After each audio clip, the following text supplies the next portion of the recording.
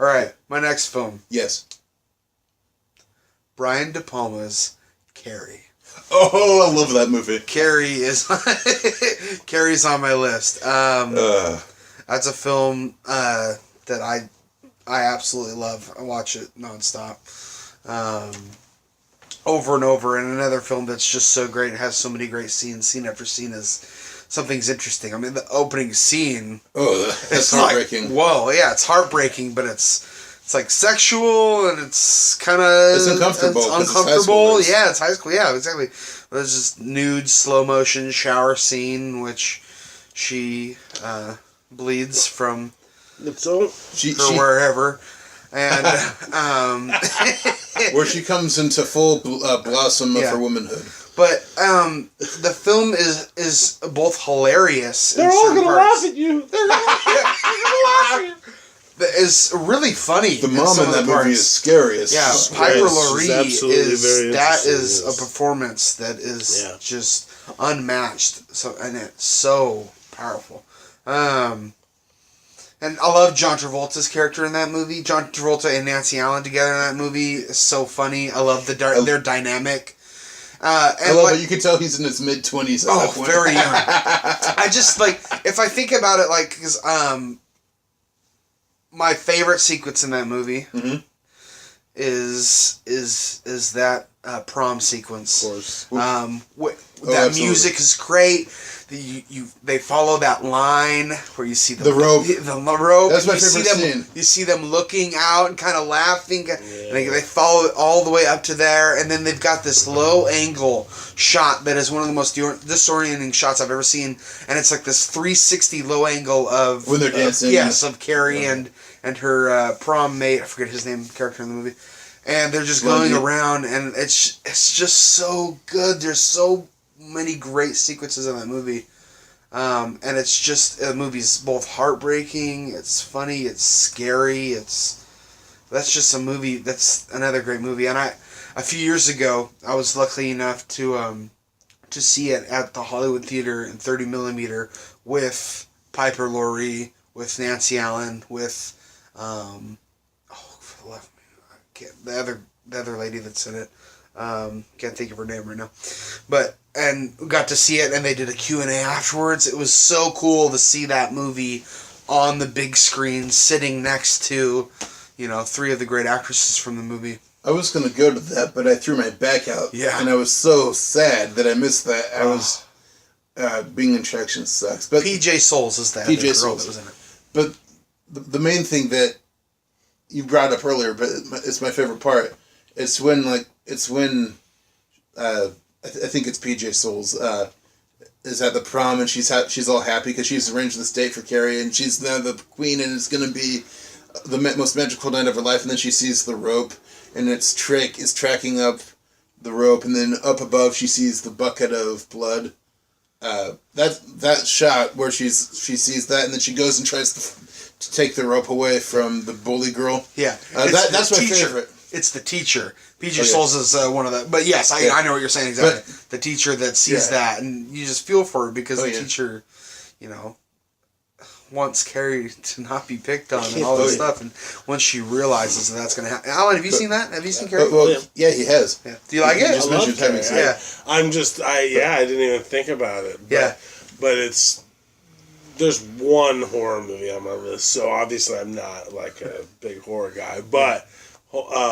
this is a great choice because it's a very, that's something those scenes play in your head forever. Yeah. They're all gonna laugh at you in the blood. Blood. That ending scene. Spoiler alert is where she impales her mother. Yeah. And there's that shot where her mother is kind of crucified onto the. But really quick, back to the lion scene where they're following the rope.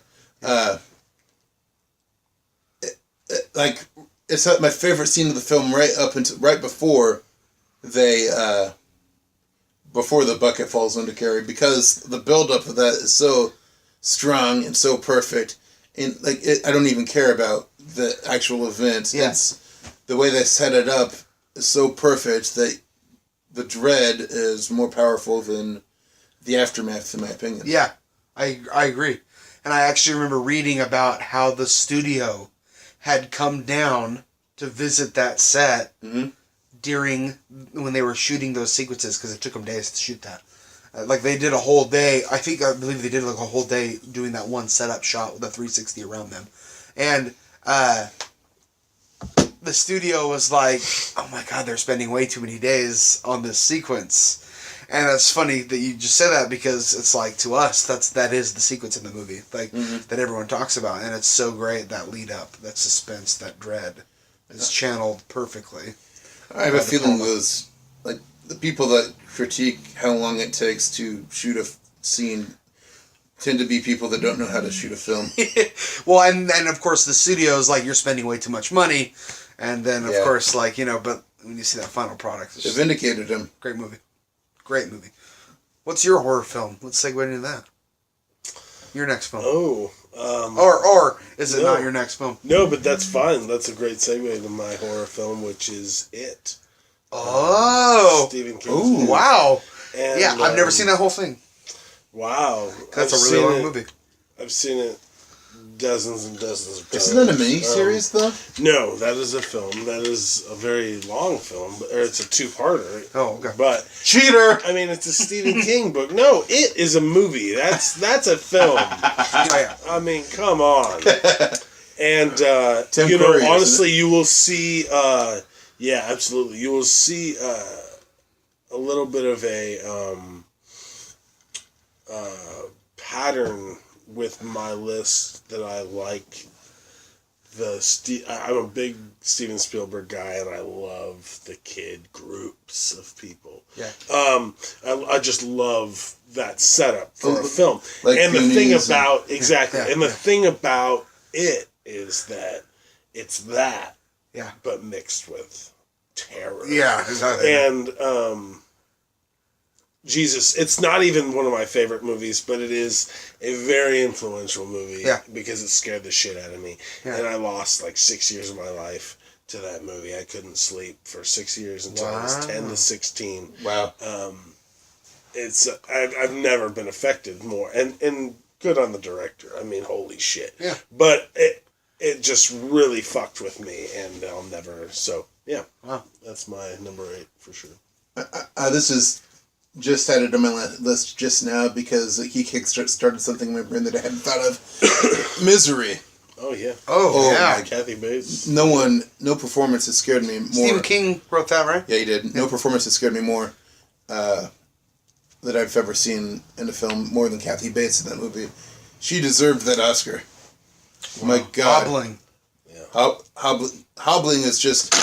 that was... Good. Again, that's another case. It's like the line moment. It's... Yeah. When she actually swings the things, like, okay, whatever. But when she's building, oh, my darling. Oh, I'm sorry I have to do this. You know, there's a thing called hobbling where... and then she talks about, like, he had gone at... it's about this author who's trapped in this house. He's had a car wreck, and he's taken in by his biggest fan, and it turned out she's holding him hostage, pretty much. Or not hostage, but she's holding him as her own, like, possession. And so he's trying to find a way out. So he's at one point he wheelchairs out into the house, or he walks out into the house, or I forget. But and he accidentally knocks this glass penguin off a table, and he catches it before it hits the floor. And he sets it up. He's all relieved. And she comes in later. You know, my ceramic penguin usually faces due south, and right now it's facing due west. And he's like, "What are you talking about?" And God. And he reaches for a knife that he had taken and stuffed between his mattress and the box springs, and she's like, "Are you looking for this?" And she holds up the knife, and then it's building up. She sticks a log between James Caan's feet, and she's like, "This is for the best. This is for the best, sweetheart."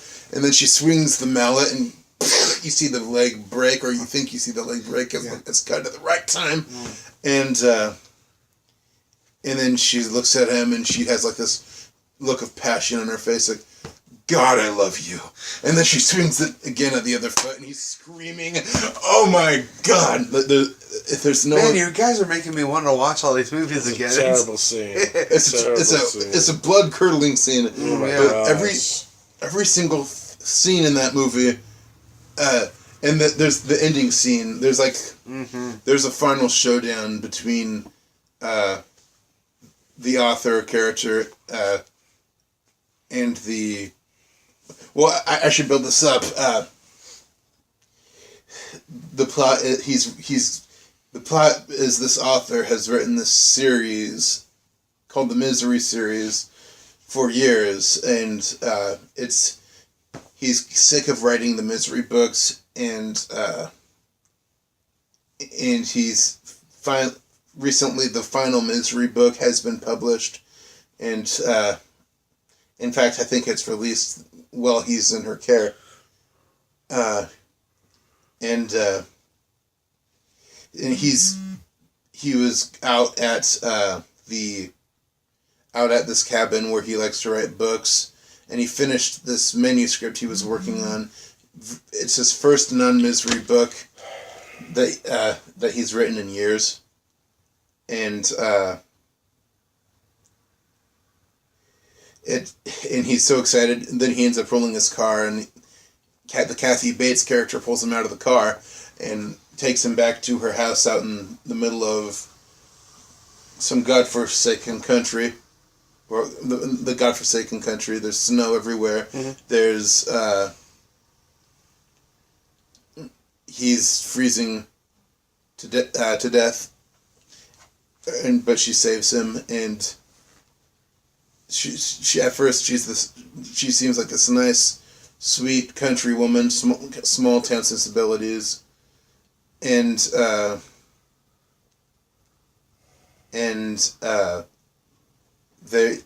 they're talking, and he likes her. She's taking care of him, and she says, "Oh, I take you to the hospital, but we're snowed in," and that continues for a long time, and eventually he starts getting suspicious, but she asks him to read. She asks if she can read his latest manuscript, because she's his biggest fan. She's like, "Oh, I hate to ask, but," she's like, "Well, since you usually my answer is no." She's so sad, "But you did save my life," and she's all happy, and she reads the manuscript, and she's like, this is trash, Paul. This is utter trash. This cannot be in the world. And she's like, "What do you mean?" And she drags in a charcoal barbecue grill, and she slowly sprays lighter fluid in between the pages of this book that he spent so much time writing. And he's like, and she hands him the box of matches. "You need to do the right thing, Paul." It's like, I have another copy somewhere else. This won't make a difference. "Now, Paul, I'm your biggest fan. I know that you never make other copies until you get this to your publisher." and he's like, it's this big tense scene. He's worked so fucking hard, and I've never written a book, but writing someone who writes scripts or long form text pieces like that, I know. If I had written in a format where there was only one copy, and someone brought in a barbecue grill with a script I had written on top saying, "You need to burn this," it would be so devastating. Yeah, and which ties into the end, because doesn't. I'll get to that. Okay, I'll get to that. She burns the book and stuff, and she buys the latest Misery. It was just released. It was just released in the stores, and "I got the Misery book! I'm so excited!" And she's jumping all around.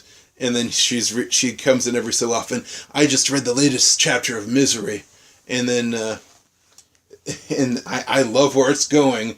And then one night, he's asleep. It's night outside, middle of the night probably, and he opens his eyes, and she's standing in the door, and she's pissed off, and she's like, "You dirty birdie."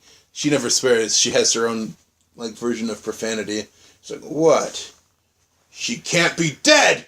Misery can't be dead!" And she goes over to his bed, and it's the moment of intensity. She's just screaming at him, this crazy look on her face, and I think she punches his broken leg or something. This is before the hobbling. but he has like a fracture or something from the initial car wreck, and eventually she makes him write a new book, and he's working on the book, and he's letting her read the book, and at the end, right before the final showdown, he's writing the last few pages, and he's like, hey, why don't you go get some champagne? And she's like, oh boy, and she's like what? She's planning to kill this guy after the book is written, but she wants to give this gift of the new Misery book to the world. We are renaming our podcast Spoiler. Spoiler alert. Well, this isn't a spoiler. This is I'm not giving away the ending. But described the entire film. No, I haven't. I think your description of the film is actually longer than the actual movie. But okay. I love it. Never mind then. So, what's your next film? Wow! Wait a minute. We're waiting. We're waiting for you to spoil it. Okay. Anyway, she's like, oh, I get to read this last great Misery book by Paul Sheldon. And that's a James Caan character. She comes in and he's like, I got what? And he does something which I won't spoil, but it's the most amazing moment of justice I've ever seen, and I'm sure based on everything else I've said you could guess, but it is. He burns the book. He burns it. He burns it. We should rename it Ben Spoils the Ending. He burns the book. He burns the book. It's great. Great movie. All right, now you spoiled it, so what's your next one? Well, I don't know if I can follow that. My next favorite film is a film Once Upon a Time in the West by Sergio Leone. I know you don't like it. Not at all. You don't like it. I absolutely love it. I wanted to choose a Western to be on there, and that's my favorite Western of all time. Charles Bronson is in it. Henry Fonda is in it. James Robart is in it as well. And it's great. It's a great tale of kind of revenge. Charles Bronson plays this character called Harmonica, who is out to get this villain, played by Henry Fonda. And it's kind of, he's this villain that just wreaks havoc wherever he goes, and then there's just kind of, the film goes from character to character, not necessarily knowing what exactly is happening, but it's all kind of around the same storyline.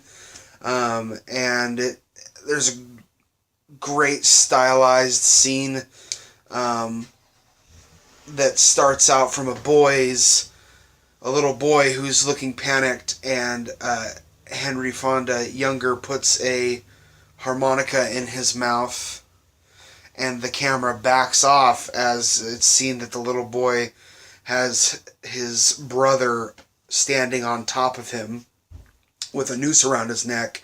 And, Henry Fonda backs away because he's put them in this situation to which this little boy is the only thing that's standing in between his big brother getting strangled by this noose. And he's, on his knees, and he can only be on his knees for so long. He's got the harmonica, and it's a really great scene how it ties into that character's anger towards this villain. And the whole film's really long, but it leads up to this final showdown, which is awesome. And the music in the film is by Ennio Morricone, who is one of the great composers of our time, and the music is probably one of the main reasons I like the film so much.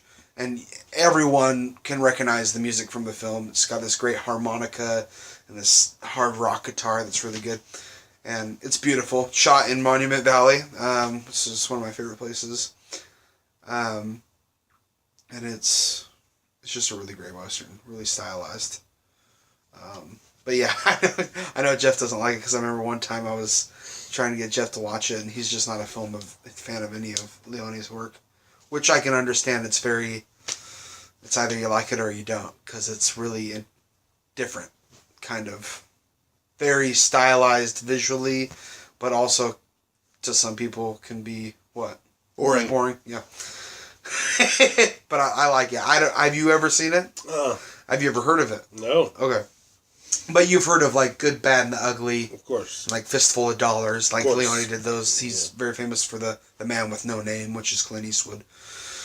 And this is one he did outside of that famous trilogy. But yeah, I love it. It's a great film.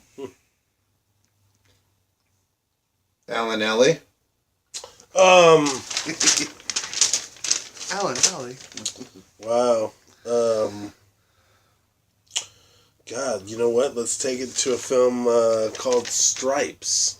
Oh, yes! Nice. Oh, Harold Ramis. Harold Ramis make that? Did he direct it? Murray, I believe. I know he's in it. I think he wrote it. I think he wrote it. Oh, okay. I don't know if he directed it. I'm not sure. Landis did Stripes, actually. I think. He did? I think Landis directed it. But you're right. I think Harold Ramis. Yeah. It's just a film that Yeah. will live with me forever, man. Those two together. It's so fucking great. Murray and Ramis. It was... Yeah. Another guy that died too soon.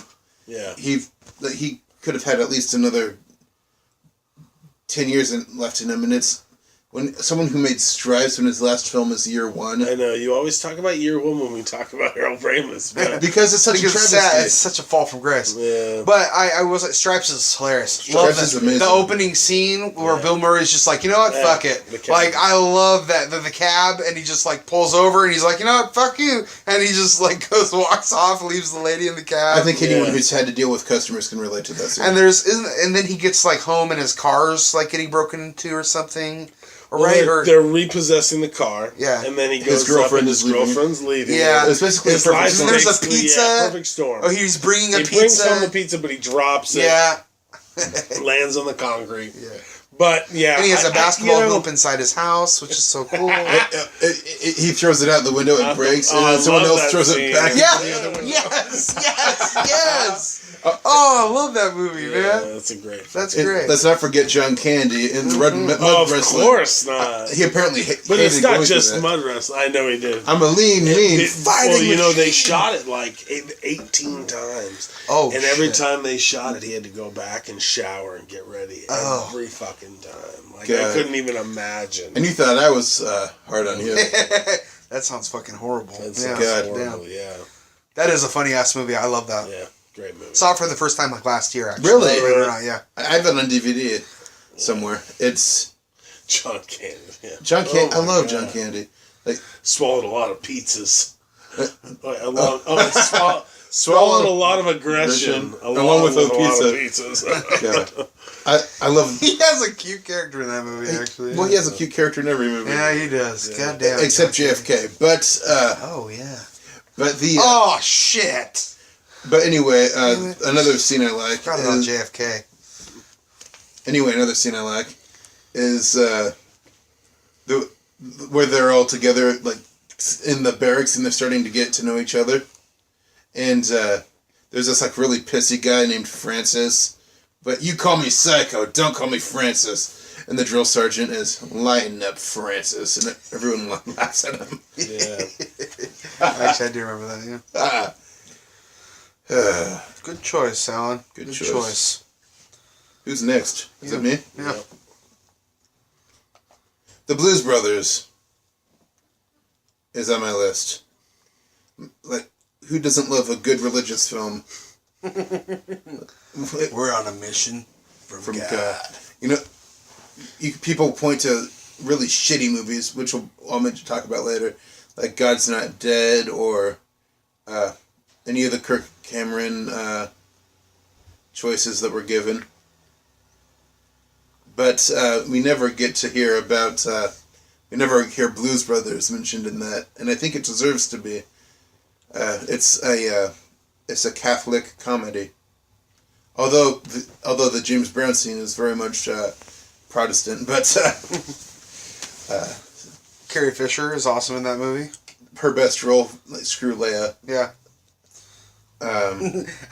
There's not the best part is there's not a lot of context to that whole reason that she's in that movie, but it's laid out at the end. yeah, well, yeah, it is kind of, but like I just love how it's like it's seemingly out of nowhere for the most part of it. Yeah, and I just love how zany that part is. Absolutely. It's funny. You like Blues Brothers?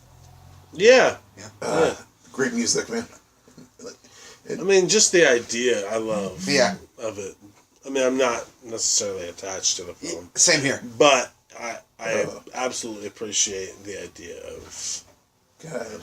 I love it so much. Dan Aykroyd, amazing. One of my favorites. John Belushi was great, too. Another one that died too young. Manny the Moocher. Cab Calloway. All the cameos. Aretha Franklin. Mm-hmm. You better think! Shut up. I love the segue. It's like out of nowhere. It's immediate. She's like, you better think about what you're doing. You better think about your actions. This guy is about to leave to join the band, to join the blues band because he wants to go play with the Blues Brothers again. And she's like, you better think about what you're doing. He's like, I'm the man and you're the woman. And he's like, you better think about this. Shut up, woman. And then it goes right into, you better think. It's an immediate... I don't know if a movie today could have the line "Shut up, woman" in it, but yeah, great Chicago movie. It's like that and Ferris Bueller are like the ultimate quintessential Chicago movies. Yeah, and even Uncle Buck's a pretty damn Chicago movie too. Like, yeah, but that's funny. He's from Chicago. He's from Chicago, but that movie could honestly have been set anywhere. But something that the movies that perfectly infuse the spirit of what the city kind of is now. Yeah. I think it's Ferris Bueller's Day Off and the Blues Brothers. Yeah. I agree. Like the soul of Chicago in those two movies, and impeccable music, amazing cast. John Candy's in that one too. Like John Candy's been coming up a lot. Yeah, that's funny. Interesting. James Brown, Aretha, Ray Charles has a really great sequence in there. Well, yeah, and the action sequence with the car chase is always fun. Ridiculous, absolutely ridiculous, but it's so fun. In the final scene where they're, I won't give away what they're doing. Ben might because he gave away the ending of Misery, but spoiler Ben. Yeah, I don't remember the ending of. But they're doing something. They're in an office. They're signing some papers, and suddenly there's a million guns pointed at their heads, and there's like police and army troops and everything, and they're completely surrounded. It's like, whoa! Yeah, it's a great movie. It's a great chase movie. It's probably my favorite musical, or one of my favorite musicals. Let me just add something here. But great movie. So, Alan, you said you're a Spielberg fan. Yes, sir. This is my first Spielberg film. One of two, the rest on my list. Which is really hard because E.T. is a damn good film, but it's not on my list. I thought about it. It's not on my list, but I love it. Another film that makes me cry. Yeah. But number 6, and this is hard, Raiders of the Lost Ark. Oh. Because I'm a huge fan of Temple of the Doom, and I'm a huge fan of Last Crusade. In fact, to be honest, I probably watched Temple of Doom most out of all 3. Yeah. But Raiders of the Lost Ark has that kind of original, classic feel to it, and just a great fucking movie. There's no better trilogy, in my opinion, than the Indiana Jones movies. And just the music's perfect. The action's perfect. He is Indiana Jones. Karen Allen is amazing. I had the biggest crush on her for years. Starman. She's great in that too. I love that movie. But she's so good in it. And it's just got everything you could want in a great movie growing up. Kid, you wanted to be Indiana Jones, you wanted to explore like him, and it's great. And the ending is like really fucking scary and really violent. Which one is this one? This is the first one. Raiders of the Lost Ark. Raiders of the Lost Ark. And Yeah, you grow to appreciate it later. That's the kind of funny thing for me is like Spielberg is like, you grew up on watching Spielberg movies, and then I somehow came to this phase where it's like, everyone's favorite filmmaker is Steven Spielberg. But then you always come back. And then you come back to it, and you realize, wow, he's just that fucking good. He is the best, and it's for damn good reason. And he's good for sure.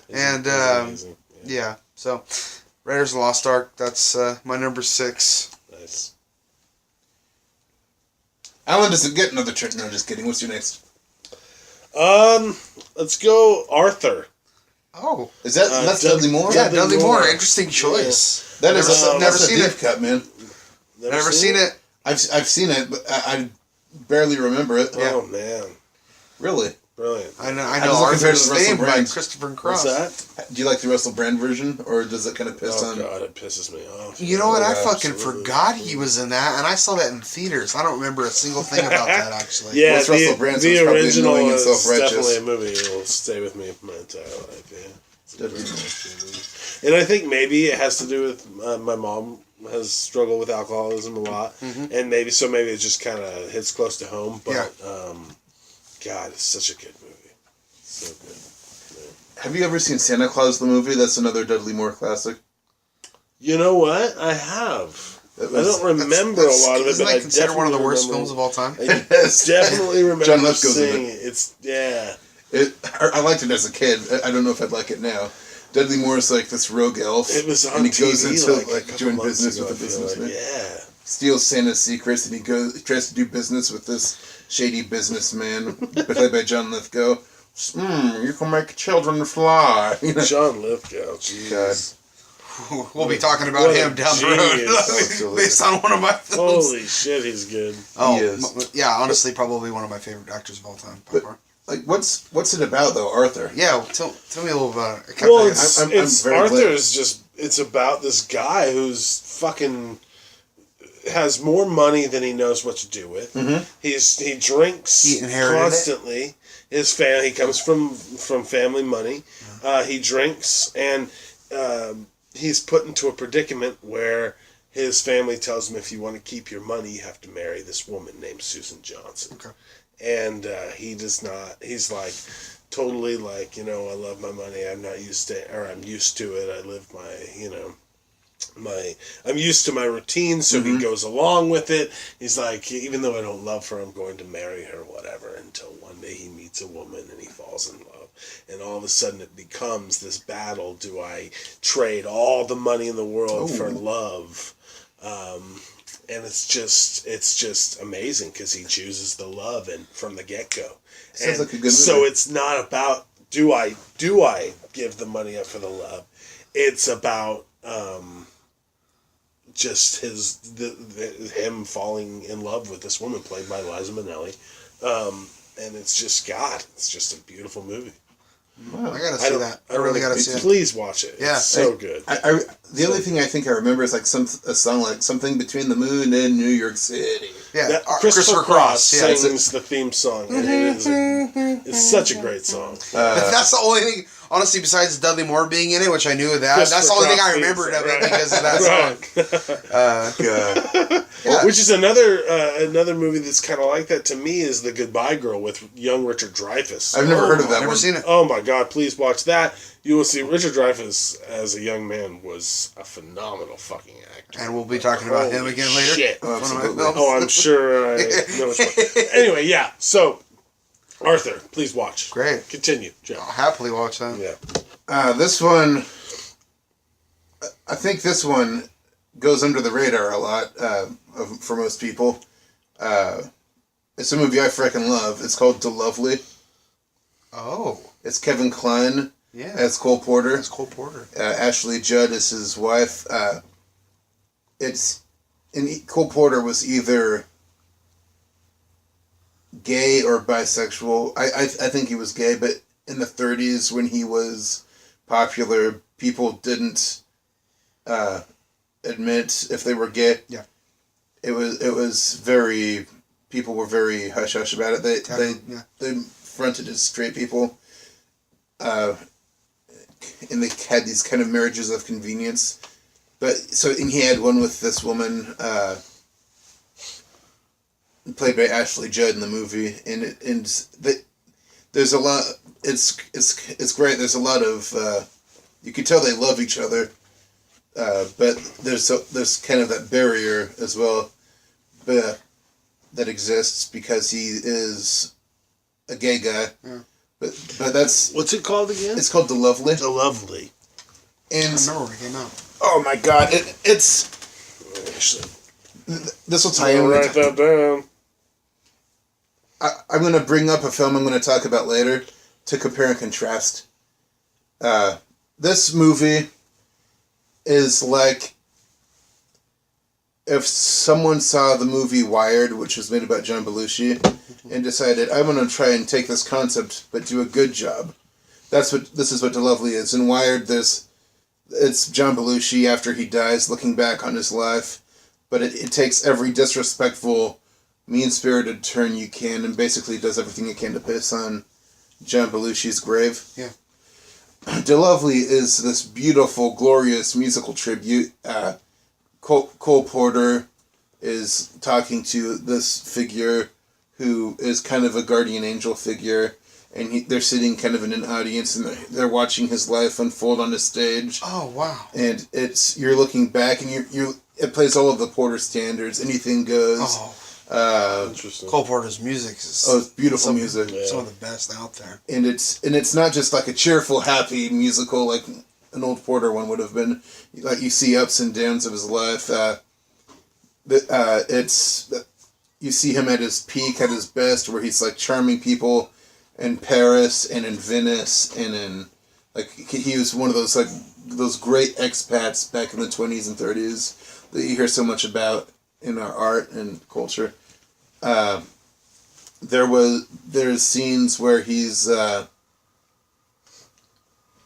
there's a scene where he's riding a horse and he kind of gets bucked off and then the horse falls on top of his legs and that complicates his ability to play the piano and you watch him try and struggle through it but he just can't but he's having trouble and that's his relationship with his wife, how much they love each other despite his homosexuality is kind of an interesting dance that he has to do. But there's all these musical segues that work so brilliantly with the story. All of them are Porter songs, I think. It's another John Hughes thing. The music cues in his films, if you notice. Oh yeah. Oh yeah. On point, yeah. Oh yeah, absolutely. But if you haven't seen The Lovely, one of my favorite actors ever, yeah. And I don't think is appreciated enough, Kevin Kline. Yeah. The story is deeply moving. He is a great actor. Absolutely. Deeply moving, and it's always, every time I watch it, it's like, it feels like I'm watching it for the first time because of how it makes me feel. Wow. And this might be the only movie on my list where I get that feeling, because I've mentioned Planes and Trains before, and how much I love that movie, but it's like settling into a different experience where I appreciate the story more than the humor and stuff. And it's not like The Lovely has humor that it can lose, but it feels like each time I watch it, it's like renewing it, like I'm watching it for the first time. So, The Lovely is on my list of favorites. All right, and that brings us to the final 5 in our top 10 list. So maybe it's a good time to take a little break.